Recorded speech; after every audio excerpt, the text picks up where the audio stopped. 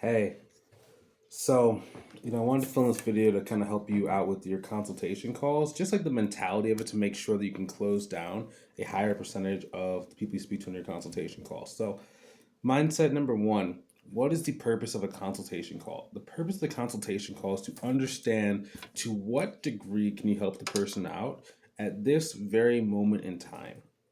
Okay.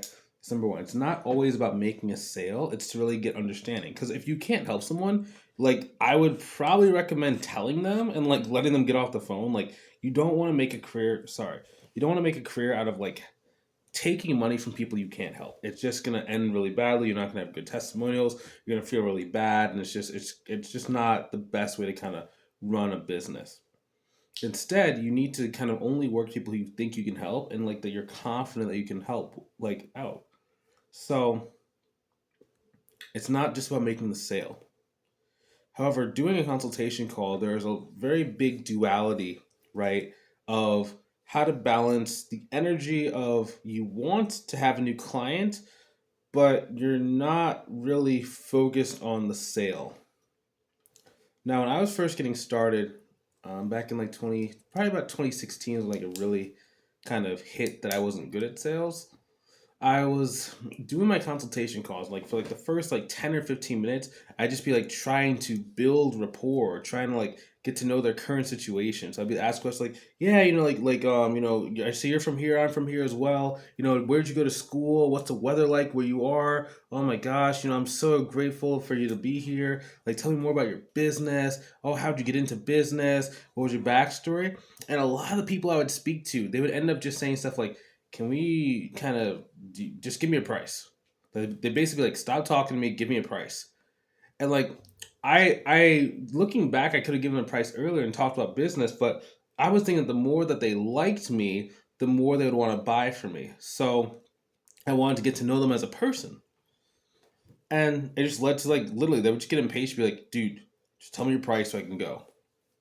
And it's funny, the ones that I tried, it was ironic. The ones that I tried to build the deepest relationship were the ones that never talked to me after the consultation call.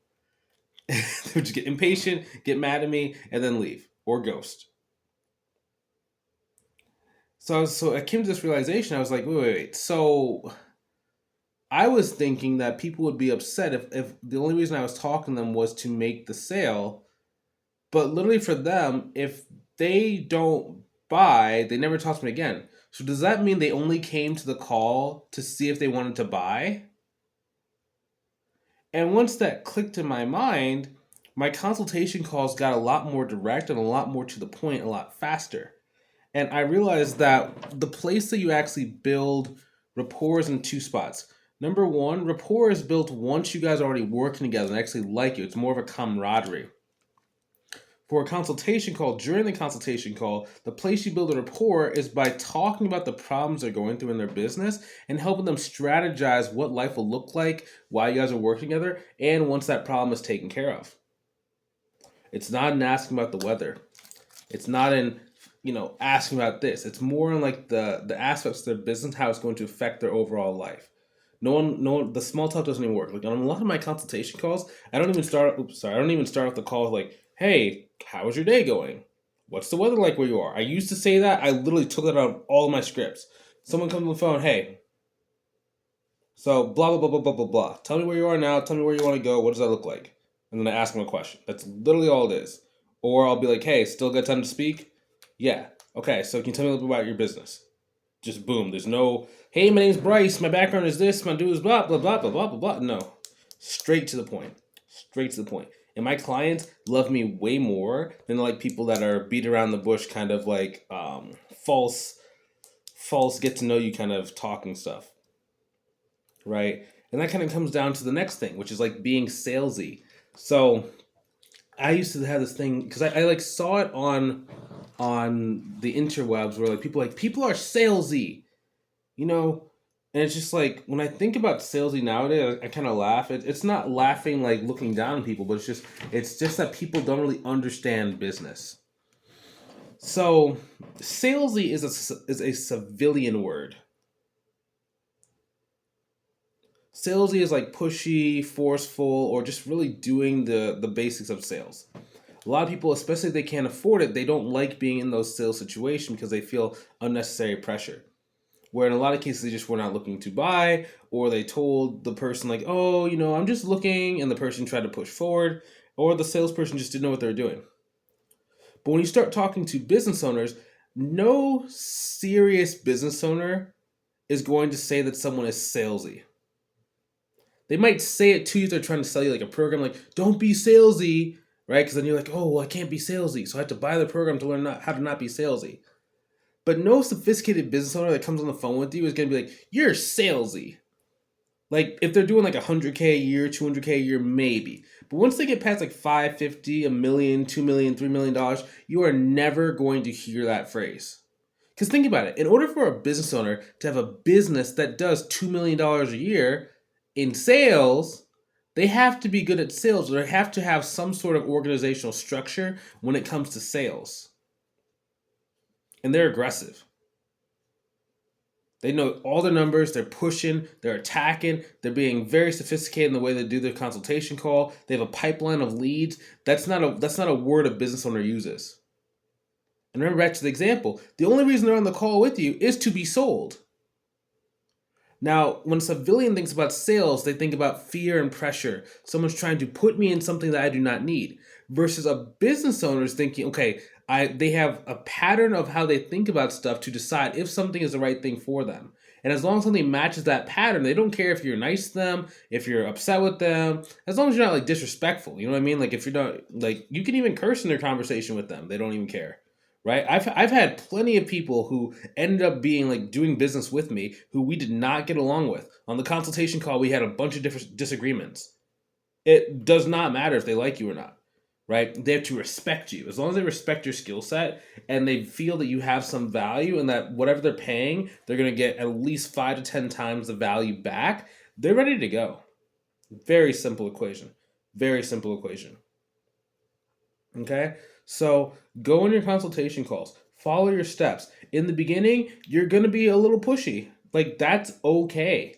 It's not that you're a pushy person. It's just you're still trying to find your stride. You're still trying to find your true power. So it's kind of like a baby. Babies, like when they start learning how to walk, they're taking a much larger step than what they need to do. They're overcompensating because they don't really know what their stride or what their gait is going to be. So they start learning how to balance. They shorten the gait smaller and smaller. So before they might take a step like, whoa, huge. And then whoa, huge. And they might tip over because they lost their balance. But as they get older, they start taking more and more regular steps and they have more and more control, right? It's the same thing. If you're just starting in sales, you're essentially a baby. I'm not trying to be disrespectful to you, but you're starting out your career, you're a baby in your sales career, right? And we all have a sales career. Just listen, if you're in business, you have a sales career. You might not like sales. I ran into a couple of many people are like, I don't like sales. And like they're the ones that are out of business. It's like you either got to learn how to do the consultation call. If you gotta not call it sales and call it discovery call or a consultation call, do what you got to do. But you're gonna be talking to someone about the value of your service and getting them to transact money for value that you're going to provide inside of your accounting or bookkeeping service. But we all start someplace. It's like the faster you can get comfortable with this stuff and the faster you can put yourself in the right environment of sales and consultation calls, the easier it's going to be for you to be successful, both short term and long term. So it's not a bad thing, you know? And in the beginning, you're going to mess up a lot of sales. Like you're going to feel like, oh, this person's so close to buying, and they don't buy from you.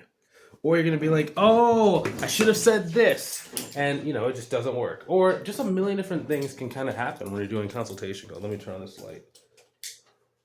Maybe I'll make the picture more